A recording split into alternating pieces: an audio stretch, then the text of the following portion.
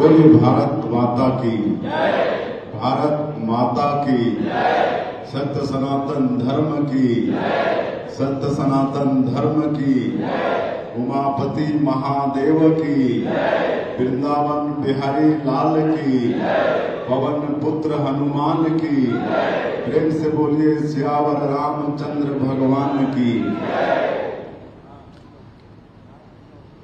आज पूज्य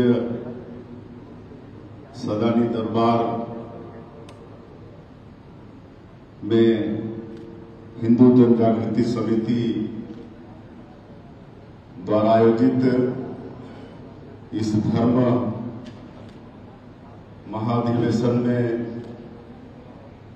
मंच में विराजमान पूज्य संत श्री युधिष्ठिर जी महाराज, पूज्य रामबाला दास जी महाराज, पूज्य श्री महामंडेश्वर सर्वेश्वर दास जी, श्री रणजीत सावरकर जी, श्री प्रबल प्रताप सिंह जुदेव जी, श्री सुनील धनवड़ जी, अमित चिमनानी जी और देश भर से पधारे सभी संतवृंद और देश भर से पधारे हमारे सभी हिंदू धर्म शुभचिंतक भाई बहनों और मीडिया के मित्रों, मैं सबसे पहले संतों के चरणों में सत सत नमन करता हूं और प्रभु श्री राम का ननिहाल और माता कौशल्या का मैके छत्तीसगढ़ और वो भी सदानी दरबार को इस अधिवेशन के लिए चयन करने के लिए हम हिंदू जन जागृति समिति का बहुत बहुत धन्यवाद करना चाहेंगे, आभार व्यक्त करना चाहेंगे। और मैं देश भर से पधारे सभी संतों का हृदय से छत्तीसगढ़ की इस पावन धरती में स्वागत करता हूं, अभिनंदन करता हूं। और मैं तो सिर्फ इस अवसर का लाभ लेने के लिए यहाँ पर आया हूं। ये हम लोगों का सौभाग्य है कि देश भर से यहाँ पर संत वृंद पधारे हैं, तो उनका दर्शन करके उनका आशीर्वाद लेने के लिए आया हूं कि जो जिम्मेदारी एक गांव के छोटे से और वो भी जनजातीय समाज में पैदा हुए व्यक्ति को मिला है, मुख्यमंत्री का दायित्व और छत्तीसगढ़ की 3 करोड़ जनता जो विश्वास की है, तो उनके विश्वास में आप सब लोगों के आशीर्वाद से खरा उतर पाऊं, ये आशीर्वाद लेने आप सब लोगों से मतलब मैं यहाँ पर आया हूँ। और इस अधिवेशन में आज दिन भर धर्म की जागृति, धर्म रक्षा, मंदिर सुरक्षा, गौ रक्षा जैसे विषयों पर हमारे संतों का विचार सुने हैं और आगे और भी सुनेंगे। मैंने जैसा कहा कि आप लोगों के दर्शन के लिए आया हूं, तो बड़ा सौभाग्य है कि आज रणजीत सावरकर जी यहाँ पर पधारे हैं, उनका स्वागत है। मुझे मालूम है जब वो 2004 से 14 के बीच में यूपीए की सरकार थी केंद्र में, तो उस समय अंडमान निकोबार में एक चौक में वीर सावरकर जी का उस नामकरण था उस चौक का, और उस चौक में पीतल का पट्टिका लगा था, लेकिन उस समय की सरकार ने उसको उखड़वा दिया था और हम सब लोग देश भर के बीजेपी के सांसद और विधायक वहां पर गए हुए थे और गिरफ्तारी दिए थे। तो आज उस परिवार के रणजीत सावरकर जी का पहली बार ही मुलाकात और दर्शन हो रहा है, तो उनका बहुत बहुत स्वागत और अभिनंदन है। और जैसा मैंने कहा कि ये छत्तीसगढ़ प्रभु श्री राम का ननिहाल है, माता कौशल्या का मैके है और प्रभु श्री राम अपने 14 साल के वनवास काल का अधिकांश समय हमारे छत्तीसगढ़ की धरती में बिताया है, करीब 10 वर्ष। और जो दंडकारण्य का प्रसंग आता है, आज जो अबूझमाड़ है, 5000 वर्ग किलोमीटर में जो घना जंगल है, वही दंडकारण्य कहलाता था। तो ये सौभाग्य हम छत्तीसगढ़ वासियों को मिला है। और यहाँ पर 1.5 साल से, पहले 15 साल हम लोग की सरकार रही है, अभी 1.5 साल से फिर यहाँ की जनता के आशीर्वाद से हम लोग सरकार में हैं। तो एक तो यहाँ की जनता हमारे देश के यशस्वी प्रधानमंत्री नरेंद्र मोदी जी की बातों पर विश्वास किए और उन्होंने जो वादा किया उसको हम लोग मोदी की गारंटी का नाम दिए। और मोदी की गारंटी मतलब गारंटी पूरा होने की गारंटी। तो 1.5 वर्षों में जो भी वादा था हम लोगों का, प्रधानमंत्री आवास से लेकर किसानों का धान खरीदने का, 3100 रुपये प्रति क्विंटल धान का कीमत देने का, और 70 लाख से ज्यादा माता बहनों को हम लोग मातारी बंधन का 1000 रुपया हर महीना देते हैं। 5.5 लाख भूमिहीन जो मजदूर हैं उनको 10,000 रुपया देते हैं। जनजातीय समाज जो 12-13 लाख परिवार है जो तेंदुपत्ता से जुड़े हैं, उनका कीमत 4,000 से 5,500 मानक बोरा किए हैं। चरण पादुका योजना, बोनस, ये सब सारा मोदी की गारंटी का काम हम लोगों ने पूरा किया है। उसके बाद एक बड़ा चैलेंज था इस प्रदेश का, यहाँ पर जो नक्सलवाद है, कहे कि उसके समाप्ति के बिना छत्तीसगढ़ का विकास संभव ही नहीं था। और बड़ा सौभाग्य हम लोगों का कि डबल इंजन की सरकार भी है। और 13 दिसंबर 2023 को सरकार शपथ ली और उसके अगले ही महीना जनवरी 2024 में हमारे देश के यशस्वी गृह मंत्री श्री अमित शाह जी छत्तीसगढ़ पधारे और पूरा एक समीक्षा बैठक हुआ। तब पता चला कि जो देश में नक्सलवाद है उसका 77% छत्तीसगढ़ में बचा है और बाकी जो 23% था वो बाकी के प्रदेशों में था। वो आपका उड़ीसा, आंध्रा, तेलंगाना, महाराष्ट्र, मध्य प्रदेश, ये सब में था। बाकी 77% नक्सलवाद छत्तीसगढ़ में बचा था। और उसका कारण ये था कि उसके पहले जो सरकार थी 5 साल तक उनका केंद्र सरकार को कोई भी सहयोग नहीं मिला, इसलिए यहाँ पर नक्सलवाद से लड़ नहीं पाए और 77% नक्सलवाद यहाँ पर बचा था।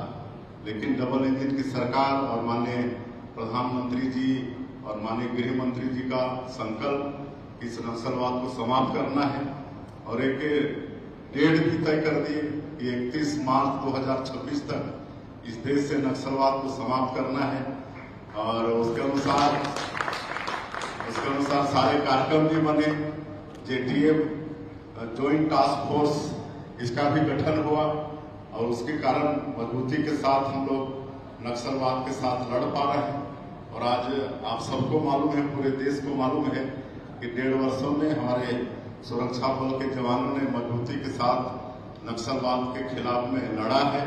और आज माओवाद के, नक्सलवाद के बड़े बड़े बसोरा जो सबसे बड़ा हेड था माओवाद का, पोलिट ब्यूरो का सदस्य था, वो भी न्यूट्रलाइज हुआ और करोड़ों के इनामी न्यूट्रलाइज हुए, सब मारे गए। लगातार ऑपरेशन चल रहे हैं। अभी कल भी 4 नक्सली मारे गए हैं, उसके 1-2 दिन पहले फिर 6 मारे गए। तो लगातार ऑपरेशन से सफलता भी मिल रही है और एक तरह से हम कह सकते हैं कि नक्सलवाद की कमर टूट गई है और नक्सलवाद अंतिम सांस ले रहा है। और मुझे तो पूरा भरोसा है कि जो माननीय प्रधानमंत्री जी का, माननीय गृह मंत्री जी का जो संकल्प है 31 मार्च 2026 का, वो निश्चित रूप से उनका संकल्प पूरा होते दिख रहा है। और उसके बाद हमारा छत्तीसगढ़ बड़ा तेजी से विकास करेगा, क्योंकि छत्तीसगढ़ बहुत संपन्न प्रदेश है, खनिज संपदा से भरपूर है। 44% भूभाग यहाँ का वनों से आच्छादित है। सैकड़ों तरह के फॉरेस्ट प्रोड्यूस यहाँ पर हैं। यहाँ की धरती माटी भी उर्वरा शक्ति से भरपूर है, मेहनतकश किसान है, तो बहुत संपन्न प्रदेश हो सकता है।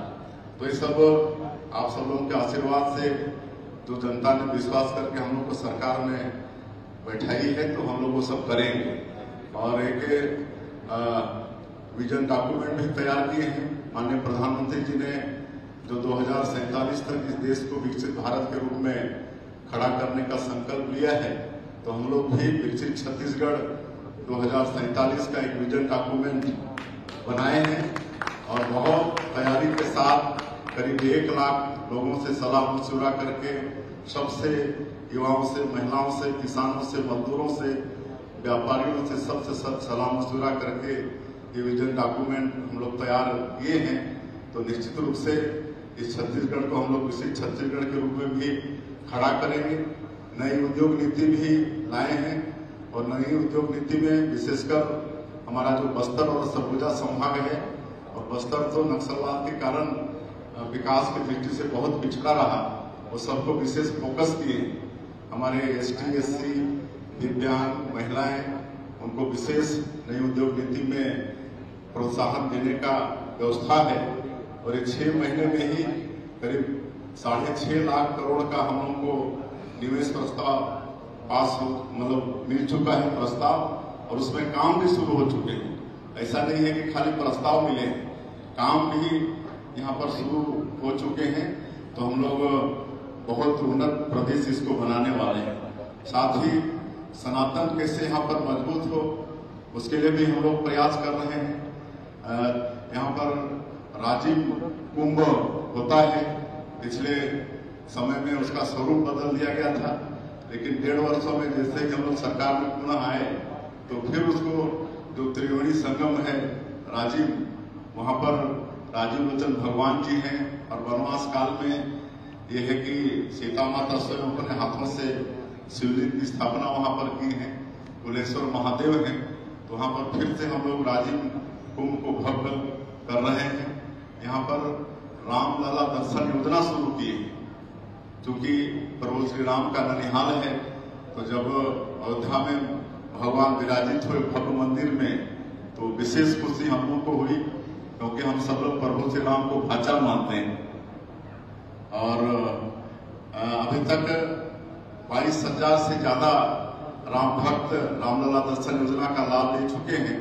और इस साल भी अभी कुछ दिन पहले ही रायपुर से एक ट्रेन उसके लिए स्पेशल है, जिसमें 850 राम भक्त एक बार में जाते हैं, वो भी शुरू हो गया है। एक हम लोग मुख्यमंत्री तीर्थ यात्रा दर्शन योजना भी लागू किए हैं। हमारे बूढ़े बुजुर्गों की इच्छा होती है कि अंत समय में एक बार कोई तीर्थ व्रत कर लें, गंगा स्नान करके आ जाएं। तो मुख्यमंत्री तीर्थ यात्रा योजना जो पिछली सरकार में बिल्कुल बंद थी, उसको फिर से हम लोग लागू किए हैं। और इसमें 60 साल ऊपर के जो बुजुर्ग हैं या दिव्यांग परित्यक्ता हैं, तो उनके लिए कोई उम्र का प्रतिबंध नहीं है। तो 19 जगह चिन्हित किए हैं पूरे देश में। 19 जगह जो तीर्थ यात्रा है, वहां पर लोग अपनी इच्छा से तीर्थ यात्रा कर सकते हैं। तो ये सब काम हम लोगों ने किया है। और हम लोग गौ पालन को भी यहाँ पर बढ़ावा दे रहे हैं। हम लोग NDDP जो राष्ट्रीय डेयरी विकास बोर्ड है, उससे समझौता किए हैं। और अभी प्रदेश के 6 जिले में 1 जून से परिवार को गाय देना हम लोग प्रारंभ किए हैं। वो भी देसी नस्ल की गाय, साहीवाल और गिर नस्ल की गाय देना शुरू किए हैं। और इसका देखभाल हमारे राष्ट्रीय डेयरी विकास बोर्ड के लोग करेंगे कि कैसे उनको पालना है, बीमार हो गई तो कैसे देखभाल करना है। वो दूध का संकलन भी वो लोग करेंगे। तो इस तरह से पशुपालन को भी बढ़ावा देने के लिए काम हम लोग छत्तीसगढ़ के अंदर में लिए हैं। तो इस सब सनातन को मजबूत करने की दिशा में सरकार काम कर रही है। और गौ माता के विषय में भी बात आई है, तो आज सड़कों में विचरण करते दिखती हैं, तो उसके लिए भी अभी 1 सप्ताह पहले ही हमने समीक्षा किया है। वैसे तो गौ सेवा आयोग यहाँ पर गठन किए हैं, उनका भी काम है, लेकिन फिर भी क्योंकि ज्यादातर ये नगरीय क्षेत्र में देखने को मिलता है, नगरीय क्षेत्र में थोड़ा सा हम बार बार कहते भी हमारे लोगों को कि भाई हम लोग गौ माता की जय बोलते हैं, और जब गाय दूध देती है तब तो बढ़िया प्यार से हम अपने घरों में बांधकर दूध निकालते हैं, दूध पीते हैं। लेकिन जब गाय दूध देना बंद कर देती है तो लावारी छोड़ देते हैं सड़कों पर विचरण करने के लिए और मतलब कटने मरने के लिए। तो इस पर भी थोड़ा सा हमारे हिंदू भाइयों को चिंतन करना पड़ेगा। लेकिन फिर भी हमने निर्देशित किया है कि अब कोई गाय, कोई मवेशी सड़कों पर नहीं दिखना चाहिए। और ये सौभाग्य का विषय है कि वैसे हमारे प्रदेश में करीब 125 पंजीकृत गौशाला है, और उसको भी हम लोग अभी 1.5 साल में जो चारा का उनको मिलता था, प्रति मवेशी 25 रुपया मिलता था, उसको 10 रुपया बढ़ा के 35 रुपया प्रति मवेशी किए। और जो 20 लाख का जो एक सीलिंग था कि 20 लाख से ज्यादा किसी गौशाला को नहीं मिलेगा, तो उसको भी 5 लाख बढ़ा के 25 लाख ऐसा किए। और नगरीय क्षेत्र में भी गौशाला है, 100 से ऊपर गौशाला है। तो सभी नगरीय निकाय को निर्देशित किया गया है कि अपने अपने शहर में कोई मवेशी दिखना नहीं चाहिए, सबको आप गौशाला के अंदर रखिए और उनको खिलाइए पिलाइए। तो हमको लगता है कि आने वाले कुछ ही दिनों में अभी जो बात आई यहाँ पर कि सड़कों में गाय और मवेशी बिचरते हैं, तो ये देखने को नहीं मिलेगा। तो इस पर भी हम लोग काम कर रहे हैं। और जहाँ तक धर्मांतरण के खिलाफ में कानून लाने की बात है, तो वैसे तो हमारे प्रदेश में है, लेकिन इसको और मजबूत करने की आवश्यकता है और पूरा ड्राफ्ट तैयार है। आने वाले विधानसभा के सत्र में निश्चित रूप से ये विधानसभा में आएगा और इसको हम लोग पास करेंगे। तो ये भी मैं आश्वस्त करता हूँ। और कुरकुरी का भी जिक्र आया, और मैं वहीं से आता हूँ। जसपुर जिला जो छत्तीसगढ़ का पूर्वी जिला है, उसके बाद उधर झारखंड और उड़ीसा लग जाता है। और जैसा सुनील जी ने कहा कि वहां पर एशिया महाद्वीप का सेकंड लार्जेस्ट चर्च है, ये बात सही है। और वहीं से हमारे प्रबल प्रताप सिंह जूदेव जी हैं, और इनके पूज्य पिता श्री कुमार दिलीप सिंह जूदेव जी जो घर वापसी कार्यक्रम शुरू किए उसके नायक हुए। एक राजा होते हुए भी वो लाखों लोगों का जो धर्मांतरित हो गए, उनका पैर अपने हाथ से धो धो के उनको फिर से हिंदू बनाने का काम किया। तब आज जाके जसपुर बचा, नहीं तो वहां पर हिंदू अल्पसंख्यक हो जाते हैं। और उस क्षेत्र का ये भी सौभाग्य है कि वहां पर जो अखिल भारतीय वनवासी कल्याण आश्रम है, इसका केंद्रीय कार्यालय जसपुर है। आज गांव-गांव में कल्याण आश्रम के कार्यकर्ता है, और हम लोग भी बेसिकली कल्याण आश्रम के ही कार्यकर्ता है। हम लोग भी शुरुआत कल्याण आश्रम के कार्यकर्ता के रूप में किए हैं। तो इनका गांव-गांव में प्रभाव है, तो इस कारण से उस क्षेत्र को बचा पाए हैं। आज घर वापसी के काम को आगे हमारे प्रबल प्रताप सिंह जूदेव जी आगे बढ़ा रहे हैं, तब जाके वो क्षेत्र बचा है। तो कुल मिला के सबको मिलके काम करना है। अभी अभी हम लगातार मंदिरों का निर्माण हो, इस पर भी ध्यान दे रहे हैं। कई जगह तो अभी जो महतारी बंधन योजना में हम लोग पैसा दे रहे हैं, उसमें भी महिलाएं चंदा कर करके, सारंगढ़ का एक गांव है तानसरा, वहां पर गांव भर की महिलाएं महतारी बंधन का पैसा चंदा करके मतलब श्री राम मंदिर का निर्माण शुरू कर दी। तो ऐसा भी हो रहा है। अभी हम भी करीब 48 मंदिर का जीर्णोद्धार के लिए स्वीकृति दिए। तो धीरे धीरे सब काम भी छत्तीसगढ़ के अंदर में कर रहे हैं। और मैं ज्यादा नहीं कहते हुए, क्योंकि और भी कई पूर्व संतों का विचार यहाँ पर सुनने को मिलेगा। आप सभी लोगों का आशीर्वाद आपके इस बेटा को, भाई को मिले, ताकि जो आप लोगों का भी एक जो इच्छा है, जो भरोसा है, पूरे छत्तीसगढ़ के 3 करोड़ लोगों का जो भरोसा है, उसमें खरा उतर पाए। इतनी ताकत आप सब लोगों के आशीर्वाद से ही मिलेगा। और वही लेने में यहाँ पर आया था। मैं एक बार फिर से आप सभी लोगों का, देश भर से आए संतों को नमन करते हुए और आप सभी हिंदू धर्म के शुभ चिंतकों का बहुत बहुत अभिनंदन, स्वागत करते हुए अपनी बात समाप्त करता हूँ। जय हिंद, जय छत्तीसगढ़।